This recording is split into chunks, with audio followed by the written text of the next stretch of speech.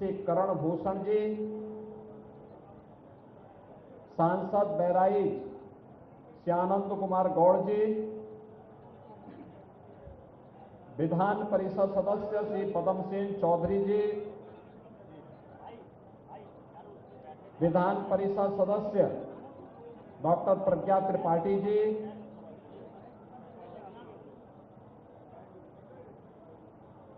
माननीय विधायकगण श्री सुरेश्वर सिंह जी, सुभाष त्रिपाठी जी, श्रीमती अनुपमा जायसवाल जी, श्रीमती सरोज सोनकर जी, रामनिवास वर्मा जी, जिला पंचायत अध्यक्ष श्रीमती मंजू सिंह जी, पूर्व मंत्री श्री नुकुट बिहारी वर्मा जी, भारतीय जनता पार्टी के जिला के अध्यक्ष श्री ब्रजेश पांडे जी, गौरव वर्मा जी और आज के इस कार्यक्रम में उपस्थित इस क्षेत्र के सभी जनप्रतिनिधिगण, सभी उपस्थित बहनों और भाइयों और मीडिया के हमारे सभी प्रतिनिधिगण, बरसात में अक्सर घाघरा नदी के तटवर्ती क्षेत्रों में बहराइच जनपद के अंदर हमें भेड़िया, लकड़बग्गा जैसे वन्य जीवों के बारे में अत्यंत सावधान होना पड़ता है। खासतौर पर तब जब नदी का जलस्तर ऊपर होता है और इन वन्य जीवों की माद में पानी घुस जाता है, तो ये वहां से बाहर निकल करके मानव बस्ती की ओर आते हैं और उसके उपरांत यह छोटे बच्चों पर और कमजोर लोगों पर हमला करने का दुस्साहस करता है।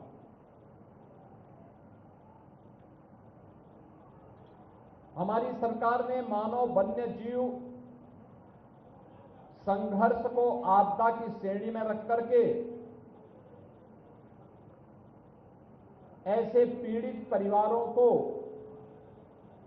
सरकार की सहायता के दायरे में लाया है और उन परिवारों को जो अपने परिवार के सदस्य को खोए हैं, उन्हें हम सरकार की तरफ से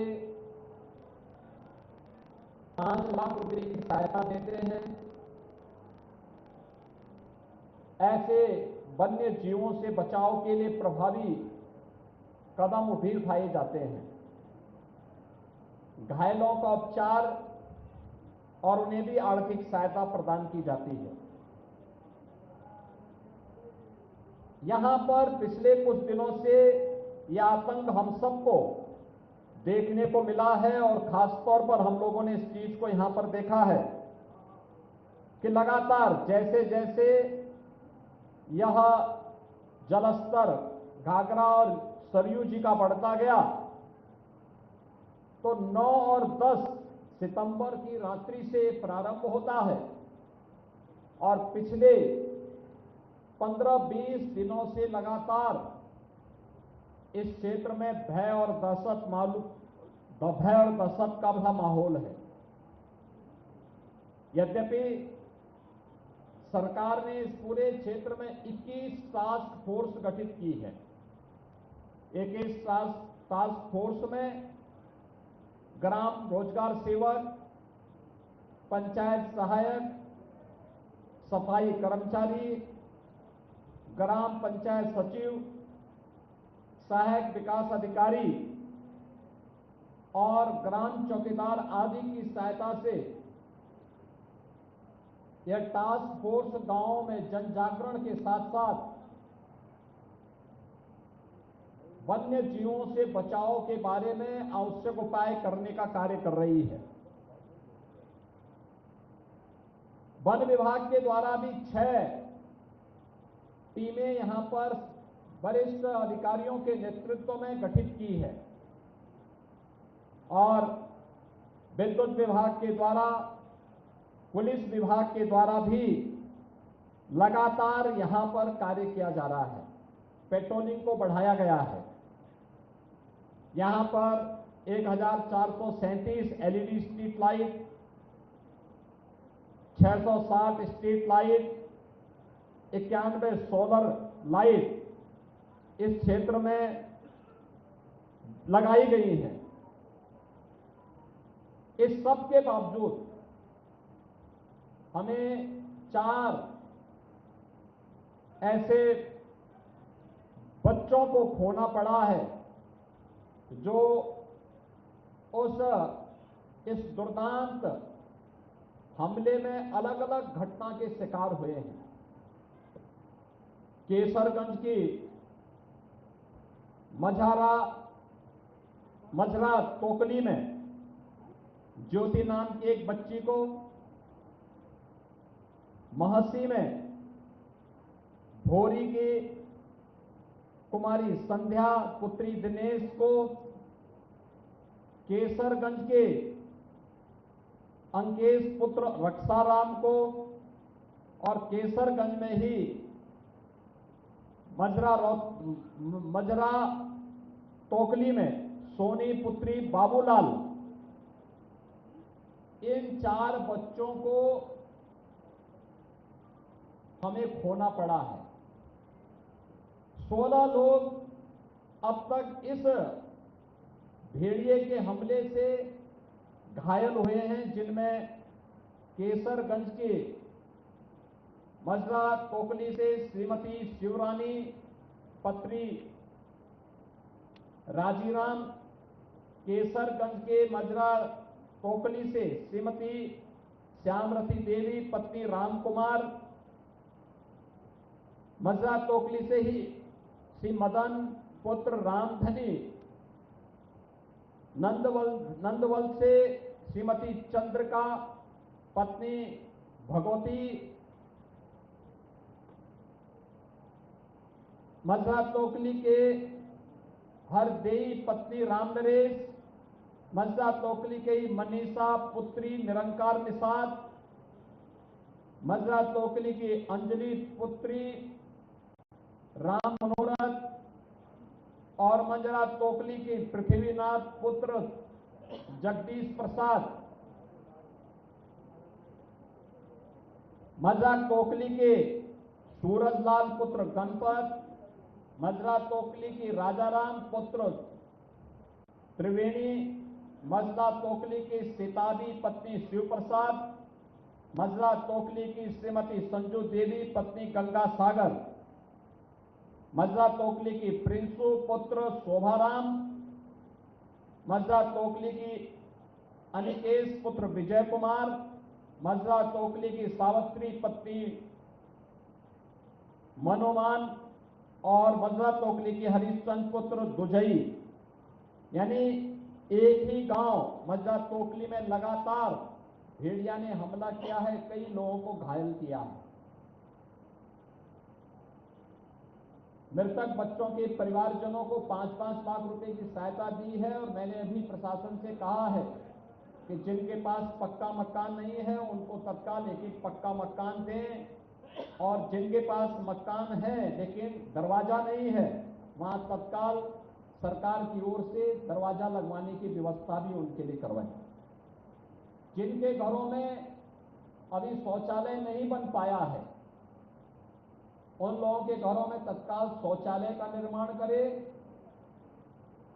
जो लोग घायल हुए हैं प्रत्येक को एंटी रेबीज का वैक्सीन जरूर लगवा लें, जिससे रेबीज फैलने न पाए, क्योंकि हर वन्य जीव में, हर जीव में याद रखना कि उसके काटने से रेबीज फैलने का खतरा रहता है और यह जानलेवा होता है।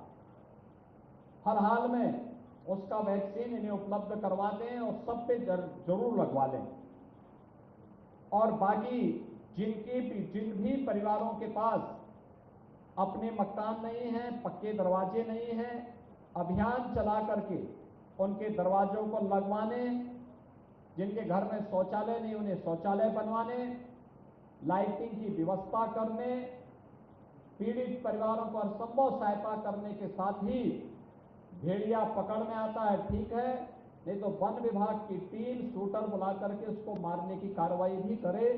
कोई इसमें किसी भी प्रकार से हमें प्रयास होना चाहिए कि जिंदा पकड़ा जाए, लेकिन अगर जिंदा पकड़ में नहीं आता है तो उसको जिस भी रूप में है, लेकिन यहाँ के लोगों को उससे मुक्ति मिलनी चाहिए। ये अनिवार्य रूप से वन विभाग की टीम को करना होगा और आज इसीलिए मैं अपनी संवेदना व्यक्त करने के लिए आपके बीच में यहाँ पर आया हूं। बहनों और भाइयों, ये डबल इंजन की सरकार आपके साथ में है, आपकी पीड़ा में, आपके कष्ट में सदैव आपके साथ खड़ी है और हर प्रकार का सहयोग आपको करेगी। इसके साथ ही जो लोग घायल हुए हैं, उन सभी घायलों को भी प्रशासन उनके उपचार की व्यवस्था और उन परिवारों को भी मेरी ओर से 50-50 हजार रुपए की सहायता उन्हें उपलब्ध करवाने में तत्काल कार्रवाई कर दें। स्थानीय सांसद और स्थानीय विधायक के माध्यम से सहायता उन पीड़ित परिवारों को अवश्य प्राप्त हो जाए, जिससे ये सभी पीड़ित परिवार अपनी आगे की व्यवस्था सुनिश्चित कर सकें। जो भी टास्क फोर्स यहाँ पे 21 टास्क फोर्स बनाई गई है, वे लगातार जागरूक होकर के कार्य करें। पुलिस की पेट्रोलिंग भी बढ़ाएं और वन विभाग की टीम अलर्ट रह करके ये मजरा टोकरी में जिसमें ज्यादा इसका आतंक है, इसके कोने कोने को छानिए। मैं भी एरियल सर्वे कर रहा था, मुझे 2 जगह कुछ वन्य जीव देखने को मिले हैं। खासतौर पर इसमें या शियार भी हो सकता है और हो सकता है कि वह भी हो जिसका आतंक इस क्षेत्र में है, क्योंकि मैंने 2 जगहों पर उसे देखा है, भागते हुए देखा है। अभी जो मैं सर्वे कर रहा था इन्हीं बातों को लेकर कर रहा था। अति संवेदनशील क्षेत्र है ये, क्योंकि नदी के किनारे माद बना करके रहते हैं। जब भी जल स्तर बढ़ता है तो ये वहां से निकल करके और बस्ती, मानव बस्ती की ओर रुख करते हैं। छोटे बच्चों को अपना शिकार बनाते हैं, लेकिन अंधेरे का लाभ लेकर के कोई सोया हुआ व्यक्ति है, बीमार और अशक्त व्यक्ति है तो उस पर भी हमला करते हैं। हमें इसका तेजी के साथ अपनी कार्रवाई को आगे बढ़ाते हुए इस क्षेत्र के लोगों को इससे मुक्ति देनी चाहिए। पिछली बार मौसी क्षेत्र इसके आतंक से त्रस्त था। हमने उस समय 6 ऐसे भेड़िया वहां से पकड़े थे और उन्हें चिड़ियाघर में भेजा था। इस बार यह आतंक केसरगंज में देखने को मिल रहा है। मुझे लगता है कि यहां के लोगों को भी जल्दी इससे राहत मिलेगी। इस विश्वास के साथ सरकार की ओर से आपको हर संभव सहायता करने और हर प्रकार की सुरक्षा प्रदान करने का आश्वासन देते हुए मैं अपनी वाणी को विराम देता हूं। धन्यवाद। जय हिंद।